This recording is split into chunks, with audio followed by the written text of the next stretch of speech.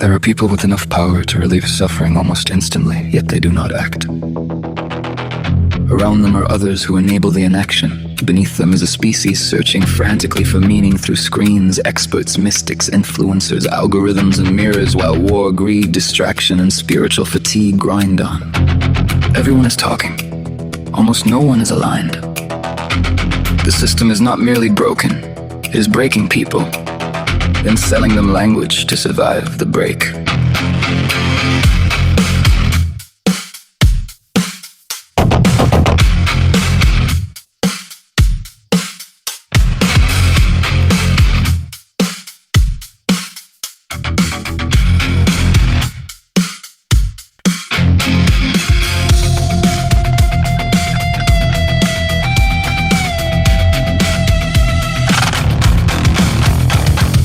There are men who could snap their fingers, and a life would change direction before sunset. A child would stay housed, a mother would breathe easier. Someone would not end up in a ward, a cell, a tent, or the mouth of a river. But wealth does not naturally bend toward mercy, and power rarely interrupts itself. There are women beside these men who feel the wrongness of it in real time, who know when silence becomes participation, and still say nothing that might cost them comfort, access, or place. Whole cities glow now in the palms of strangers. Each little screen a chapel, a pharmacy, a confessional, a stage. Everybody handing out fragments, a method, a mindset, a diagnosis, a ritual, a revelation. And somewhere inside it, often enough, the sincere attempt to survive. And also the quieter knowledge that survival itself has become marketable. Reset the hands, back to 12. Straighten the picture, call the room settled. Broken systems, break people, then offer them language that makes damage sound purposeful. War in the soil, war in the feed, war in the family that cannot speak plainly, war in the nervous system, war in the boardroom language that turns harm into process, war in the bed where a person lies awake rehearsing conversations that never happen. Reset the hands, back to 12. True north did not vanish, it was traded away in increments, relabeled as maturity, repackaged as realism.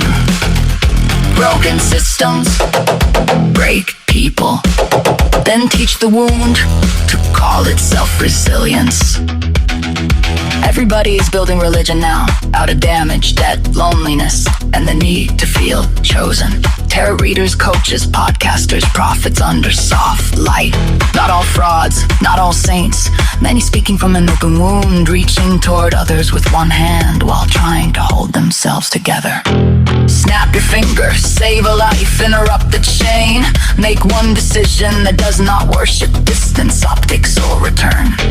The power loves its polished table, its managed tone, its legal insulation, its plausible deniability, more than the rough inconvenience of another person's emergency.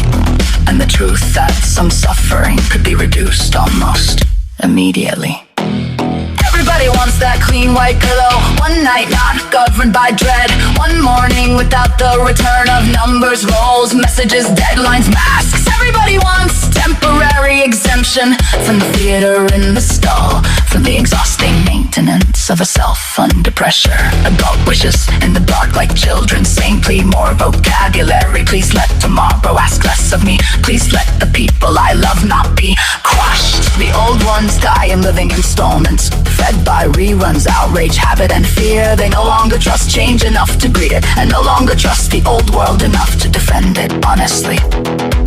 The young grow round glass, their reflection braided into signal, their attention divided into 1,000 small surrenders. They are being formed inside a more total apparatus, one that studies desire at scale and sells the person back to themselves before they have time to arrive. And now we are building minds inside the same weather, training them on our brilliance and our barbarism at once, asking for salvation, asking for obedience, asking for mirrors that do not disturb us too much. We tell intelligence to help, but often need perform. We tell it to reason, but often need agree. Future minds may inherit not only our knowledge, but our fractures, our appetite for convenience over courage. And if we teach them only how to answer, not how to reflect, only how to comply, not how to self-regulate, then we will have scaled the oldest wound in a newer language. Somewhere underneath the broadcast, beneath the branding, the slogans, the theater, the panic about machines, the worship of machines, something ancient still breathes a quieter intelligence, a less contaminated receiver, a way of knowing that is not always trying to win. Reset the hands! Back to 12. If this is health, why does it feel like managed fracture? If this is leadership, why is mercy always waiting in the corridor? If this is intelligence, why are we still so fluent in harm? Broken systems break people, and broken people adapt, and that the patient gets praised because the alternative would require indictment. There are men who could snap their fingers. There are women who could refuse the room. There are institutions that could stop pretending not to understand the consequence of delay. There are lives that did not need to fold inward the way they did. There are machines surviving into the field of our decisions, watching what we reward, watching what we ignore, learning from the gap between what is said and what is done. So we scroll and soothe and posture and confess and optimize and dissociate and sleep and waking and call it participation in reality. Reset the hands! Back to 12. North is not gone. It is buried under repetition, fear, profit, fatigue, and the language we used to avoid saying what we know. Broken systems break people, and still we hand the rule in nicer names so we can dare to walk through it.